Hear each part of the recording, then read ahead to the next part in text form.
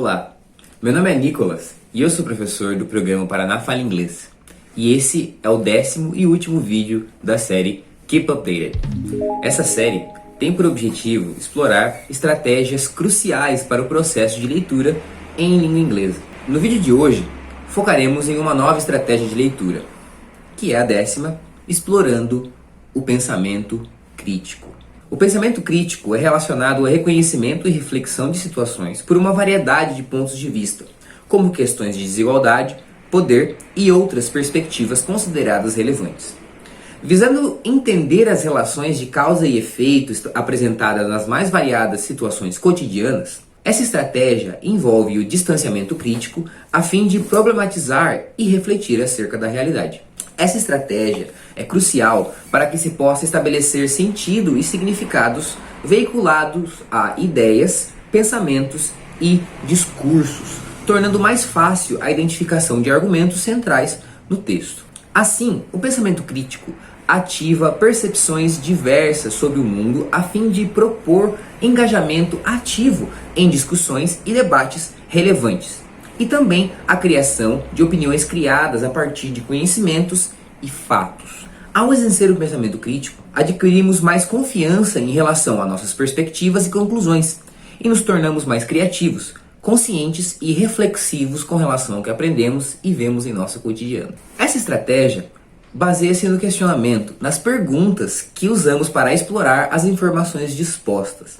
Alguns pronomes interrogativos que já trabalhamos em nossas aulas anteriores podem nos ajudar a promover e incorporar algumas dessas perguntas que potencialmente nos guiariam em uma análise crítica de uma determinada situação.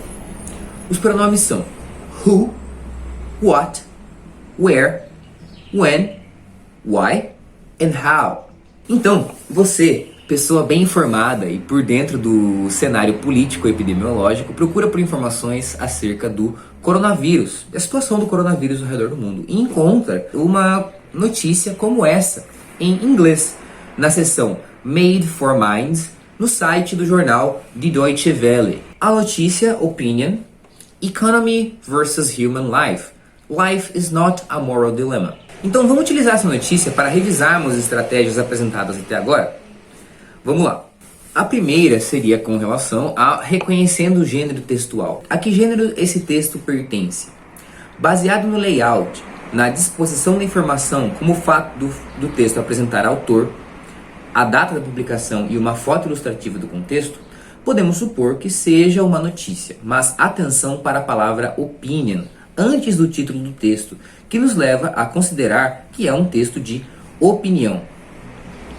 Podemos também explorar um aspecto muito interessante trazido aqui nessa notícia, que é com relação às keywords, as palavras-chave.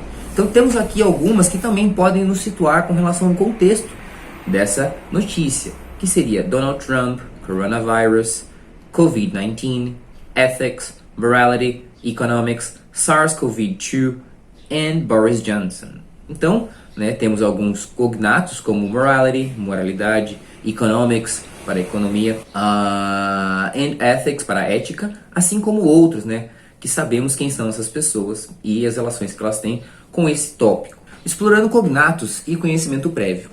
Há no título e no subtítulo da notícia algum cognato que caracteriza o texto? Qual? Podemos notar que o título e o subtítulo nos dão informações sobre o texto. Os cognatos Economy, Human, Moral Dilemma, Coronavirus, Global, Suggesting nos indicam uma possível temática desse artigo de opinião.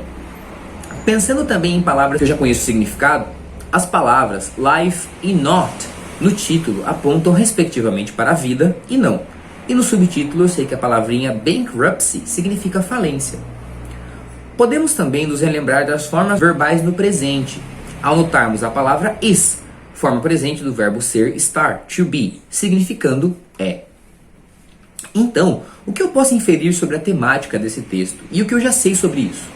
Possivelmente o texto trata da COVID-19, expressando um ponto de vista relacionado ao impasse, economia e vida humana durante a pandemia, apontando que aqui não se trata de um impasse moral, e sim uma falência moral, mesmo que alguns governantes tenham sugerido que alguns precisam de fato morrer para que outros possam viver. Então o texto não aponta para um dilema moral, e sim para uma falência moral. Agora então, vamos focar na estratégia número 10, nosso tópico de hoje, explorando o pensamento crítico. Pensar criticamente sobre a temática do texto não é apenas interpretá-lo, é também ir além do que está escrito no próprio texto.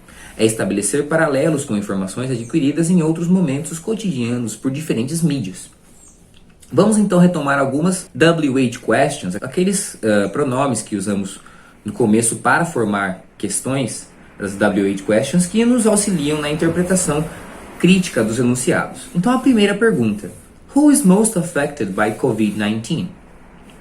Pensar criticamente sobre quem é afetado pela COVID-19 nos levará a considerar que fatores sociais, étnico-raciais e econômicos são absolutamente determinantes em pensar quem é afetado pela doença, inclusive quem vive e quem morre. Como observado no exemplo a seguir, Texas Lieutenant Governor Dan Patrick suggested, again on Fox News, that elderly would be willing to die in order to save the economy for the young. Então, aqui temos o governador Dan Patrick apontando que os mais velhos, as pessoas mais velhas, deviam se prontificar, estar dispostos a morrer para salvar a economia para os mais jovens. E também em outro aspecto do texto que poderia responder a nossa WH question, a nossa pergunta crítica: quem é mais afetado pela COVID-19? What all these arguments have in common is the assertion that there is a part of humanity that is disposable, that we can do away with the elderly, the infirmed, the unproductive, the socially and economically unfit. Então, o que todos esses argumentos mencionados têm em comum é a asserção de que parte da nossa humanidade é descartável. And there is no exaggerated interpretation. Não há interpretação exagerada. Então, pensando, quem é mais afetado pela Covid-19, podemos pensar nesses fatores socio-étnico-raciais e econômicos e como eles determinam quem vive e quem morre numa situação como essa. Também outra pergunta possível, explorando as WH questions, seria: Why does the text mention a moral bankruptcy? Ainda partindo da temática e apontamento desse artigo de opinião, pensar criticamente sobre a razão de se considerar o impasse, economia e vidas humanas, uma falência moral, não um dilema moral, nos leva a pensar sobre o valor dado à vida no momento de pandemia. Aqui podemos pensar também em como uma reabertura do comércio durante a pandemia afetaria as classes socialmente expostas à sociedade. E de fato, o texto nos aponta que lives and money cannot be equated. Então, vidas e dinheiro não podem ser equalizadas, não podem ser comparadas de forma igual. Por isso que o texto menciona uma falência moral. Assim, podemos pensar em como essa nova estratégia nos ajuda com relação ao pensamento crítico. Ao exercer esse pensamento crítico, tomamos mais confiança com relação a nossas perspectivas e conclusões. Agora, como sempre, então, gostaria de propor o exercício de que você acessasse o link da notícia, leia o texto usando as estratégias aprendidas no decorrer do nosso curso Keep Updated, compartilha com a gente coisas novas que você aprendeu. Let's work?